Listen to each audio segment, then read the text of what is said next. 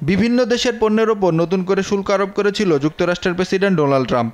এই তালিকায় বাংলাদেশও আছে। বাংলাদেশের পণ্যের ওপর 37% শুল্ক বসিয়েছে যুক্তরাষ্ট্র। পরে বিশ্বের 75টিরও বেশি দেশের ওপর পাল্টা শুল্ক আরোপ 90 দিনের জন্য স্থগিত করে যুক্তরাষ্ট্রের প্রেসিডেন্ট ডোনাল্ড ট্রাম্প। বুধবার দুপুরে সচিবালয়ে বাংলাদেশের ওপর যুক্তরাষ্ট্রের 37% কর আরোপ নিয়ে সমস্যার সম্ভাবনা নিয়ে কথা বলেন বাণিজ্য উপদেষ্টা। যুক্তরাষ্ট্রের সঙ্গে বাণিজ্য ঘাটতি কমাতে সরকার কাজ করছে জানিয়ে বাণিজ্য উপদেষ্টা শেখ বশিরউদ্দিন বলেন, দুই দেশের মধ্যে থাকা বিশাল বাণিজ্য ঘাটতি দ্রুত কমার সুযোগ নেই।